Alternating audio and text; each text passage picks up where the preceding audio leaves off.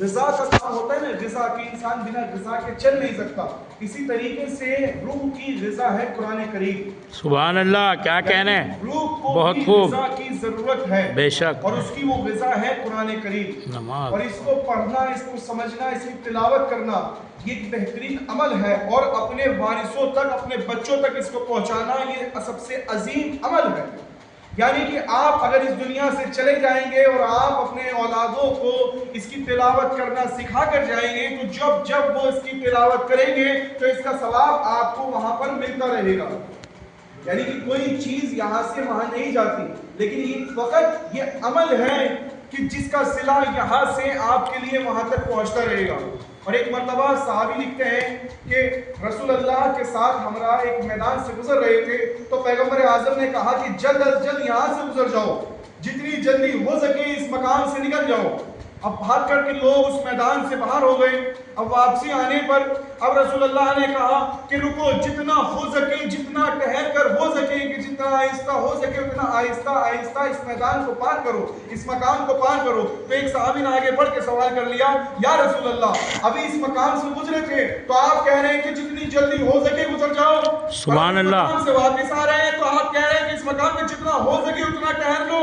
کیا کہنے، سبحان اللہ۔ تو رسول اللہ نے فرمایا کہ یہ جان لو کہ جب ہم یہاں سے جا رہے تھے تو ایک قبر ایسی تھی کہ جس پہ عذاب الہی نازل ہو رہا تھا، اب جب ہم یہاں سے واپس آ رہے ہیں تو جس پہ عذاب الہی نازل ہو رہا تھا اس کے بچے نے مدرسے میں جا کے بسم اللہ الرحمن الرحیم پڑھا، یعنی خالص بسم اللہ کا پڑھنا تھا کہ جو عذاب اس پہ نازل ہو رہا تھا اب وہ ثواب میں تبدیل ہو گیا۔ سبحان اللہ، سبحان اللہ، کیا کہنے، بہت خوب۔ اللہ صلی اللہ محمد وآل محمد۔ یاری یاری اللہم صلی اللہ محمد وآل محمد۔ سبحان اللہ، جو عذاب اس پر نازل ہو رہا تھا، اس قبر کا آ رہا تھا، وہ ثواب کی شکل میں تبدیل ہو گیا۔ بے شک۔ اللہ محترم، قرآن کریم میں جب سارے پیغامات ہیں تو اللہ نے نبیوں کا سلسلہ کیوں رکھا؟ اللہ نے ہادیوں کا سلسلہ کیوں رکھا؟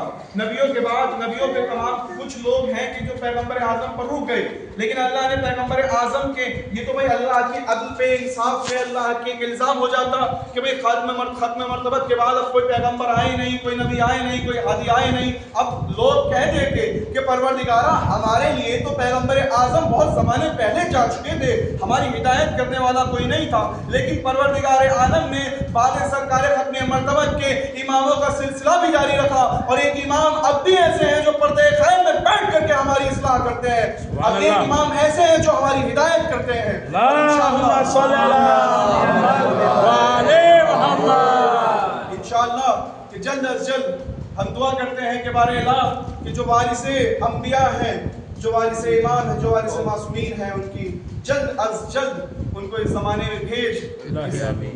زمانہ بڑا پشوب ہو چکا ہے، پروردگارہ ایمان کا ظہور فرما۔ عزیزان محترم، ایک سلوات پڑھنا محمد وعلی اللہم صلی اللہ محمد وآل محمد۔ اچھا، کبھی آپ نے سوچا کہ نبیوں کا سلسلہ کیوں جاری رکھا گیا؟ بھئی جب امام کا ان کا سلسلہ کیوں، ہادیوں کا ان کو ہدایت کرنے کے لیے کیوں بھیجا گیا؟ بھئی انجیل بھیجی، توریت بھیجی، زبور بھیجی، قرآن شریف، قرآن مجید کی کیا نام نازل کیا پروردگار عالم نے، تو بھئی یہ نبی کیوں آئے؟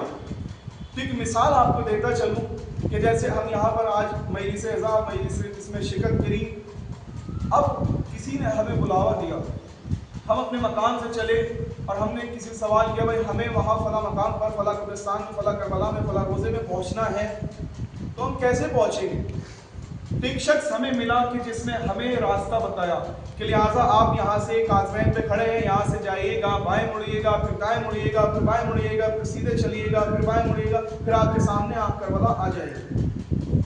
ہم وہاں سے اپنی منزل سے چلے کہ ہم ان کے بتائے ہوئے راستے پہ چلتے رہے، لیکن ایک وقت ایسا آیا کہ ہم گھوم کر واپسی کازوین پر آ گئے۔ اب ہم نے دیکھا ہم جہاں سے چلے تھے اب تو وہیں پر آ گئے۔ اب ہم پھر آگے بڑھے، ہم نے سوال کیا کہ ہمیں کربلا پہنچنا ہے، ہمیں وہاں پر مجلس کو خطاب کرنا ہے، ہمیں فلاں قبرستان تک آپ پہنچا دیجئے، ہمیں آپ ہمارے فلاں مقام تک پہنچا دیجئے، ہمیں راستہ بتا دیجئے۔ تو ایک شخص نے تو ہمیں پہلے راستہ بتایا تھا کہ یہاں سے جائیے گا، ایسے جائیے گا اور ویسے جائیے گا. اب جب ہم نے ان سے سوال کیا تو انہوں نے ہمیں راستہ بتایا نہیں، بلکہ ہمارے ہاتھ کو پکڑا اور ہمیں لے کر کے یہاں پر چھوڑ دیا. ہمیں ہمارے ہاتھ کو پکڑا اور ہمیں یہاں پر لا کر چھوڑ دیا. تو بتانا یہی چاہتے ہیں کہ ہادی دو بنائے گئے، ایک ہدایت دینے والا یعنی ایک رستہ بتانے والا اور ایک رستے میں پہنچانے والا. سبحان اللہ، سبحان اللہ. محمد نعرہ حیدری، نعرہ سلوات. یعنی دو ہادی بنائے گئے. ایک ہادی قرآن کی شکل میں ہمارے پاس ہے کہ جس نے ہمیں راستہ بتایا، اور ایک ہادی معصوم رہبر انبیاء کی شکل میں ہمارے پاس ہے کہ جس نے ہمارے ہاتھ کو پکڑ کر ہماری حق کی منزل تک پہنچایا، یعنی ہمارے منزل مقصود تک ہمیں پہنچایا. عزیزان محترم، آج کچھ لوگ یوں ہی تو بھٹک چکے ہیں کہ جو کہتے ہیں کہ ہمارے لیے قرآن کافی ہے، ہمارے لیے قرآن کافی ہے، لیکن وارث قرآن کو بھلا بیٹھے ہیں.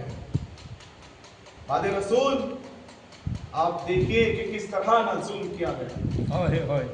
سرکار ختم مرتبت پیغمبر اعظم یہ کہتے رہے کہ لوگوں یہ پہچان لو، یہ پہچان لو، یہ میری فاطمہ ہے.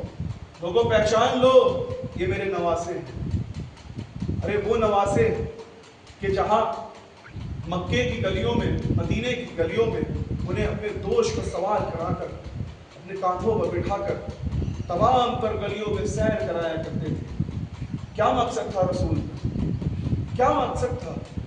فقط یہی مقصد تھا کہ زمانہ پہچان